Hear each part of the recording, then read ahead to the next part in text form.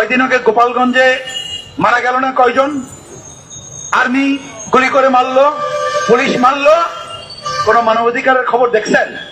কিছুক্ষণ আগে আমাদের নেতা বললেন জাতিসংঘের মানবাধিকার অফিস বাংলাদেশে হবে। শুনতে ভালো শোনায় যা, ঠিক আছে, জাতিসংঘ সে যদি একটা মানবাধিকার অফিস দেয় অসুবিধা কি?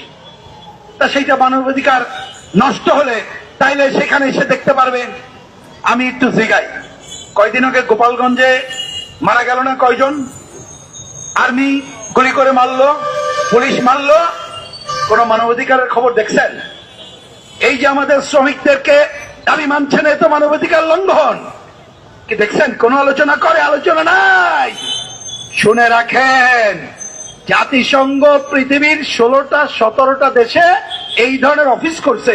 ওই দেশের নাম আপনিও জানবেন না, আমিও ভালো জানি না, নাম খালি শুনি। কারণ যেদের যুদ্ধ বিধ্বস্ত দেশ, জাতিগত সংঘাত আছে, আগামীতে সংঘাত হতে পারে, সেই দেশে কেবলমাত্র এই ধরনের অফিস খোলে। ভারতে নাই, শ্রীলঙ্কায় নাই, নেপালে নাই, পৃথিবীর ভালো ভালো দেশে নাই। তাহলে বাংলাদেশে কেন? বাংলাদেশে কি তাহলে তোমরা একটা পরিস্থিতি করতে চাও যেখানে ভবিষ্যতে সংঘাত হবে? আমরা বলেছিলাম এই অফিসের দরকার নাই। এমনিতে যে জাতিসংঘ অফিস আছে সেইখানে আলাদাভাবে মানবাধিকারের অফিসার নিয়োগ দেওয়া আছে, তিনি যথেষ্ট।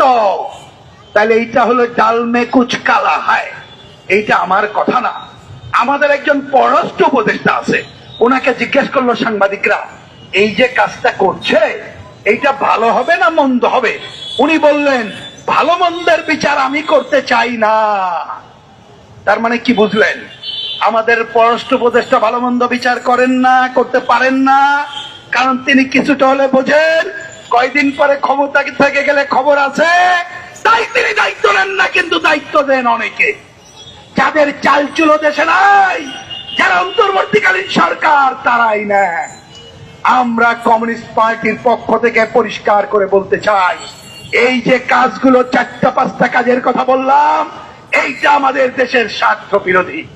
আমি প্রশ্ন করতে চাই অন্তর্বর্তীকালীন সরকারকে, আপনি কার উদ্দেশ্য বাস্তবায়ন করতে চান? যদি দেশের জনগণের উদ্দেশ্য বাস্তবায়ন করতে চান তাহলে এই জায়গা থেকে হাত গুটিয়ে নিতেন এবং এখনো নেন।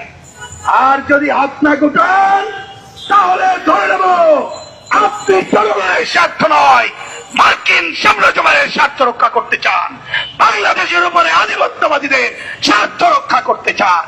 আপনাকে আমরা তাই মুক্তি দেব না। গতকাল ওনার